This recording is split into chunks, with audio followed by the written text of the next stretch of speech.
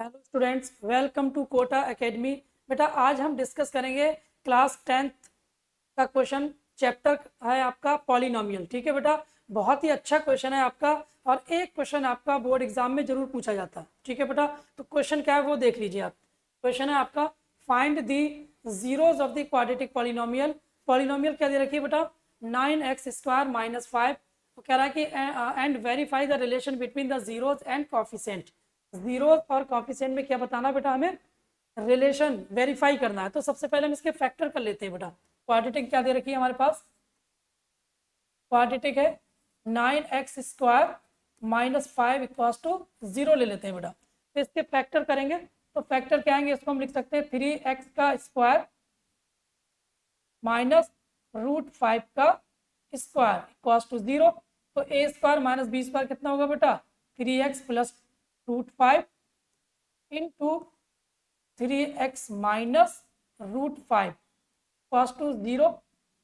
तो 3x + √5 equals to 0। तो x की वैल्यू कितनी आ जाएगी, -√5 डिवाइड बाई 3। और दूसरा अगर हम रूट निकालेंगे तो देखिए 3x माइनस √5 इक्वल्स टू 0। तो यहाँ पर भी x की वैल्यू कितनी आ जाएगी, √5/3। तो x की दो वैल्यू आ गई बेटा, एक वैल्यू आ जाएगी माइनस का √5/3 और दूसरी वैल्यू आ जाएगी प्लस का √5/3। अब इसका अगर हम सम निकालें बेटा, इसका हम सम निकालें तो कितना आएगा, -√5/3 प्लस का √5/3। तो ये आ जाएगा 0। और अल्फा प्लस बीटा अगर हम निकालें बेटा तो वो किसके इक्वल होता है, -b/a के इक्वल। तो b की वैल्यू कितनी, यहाँ से अगर हम चेक करें, b मतलब कॉफिशेंट ऑफ x, और कॉफिशेंट ऑफ x कितना है, 0। तो ये 0 डिवाइड बाई 9, तो ये 0 आ गया बेटा। तो ये देखिए वेरीफाई हो गया। इसी तरीके से हम प्रोडक्ट को भी वेरीफाई कर लेते हैं बेटा। तो देखिए प्रोडक्ट कितना आएगा, p equals to -√5 divide by 3 into √5 divide by 3।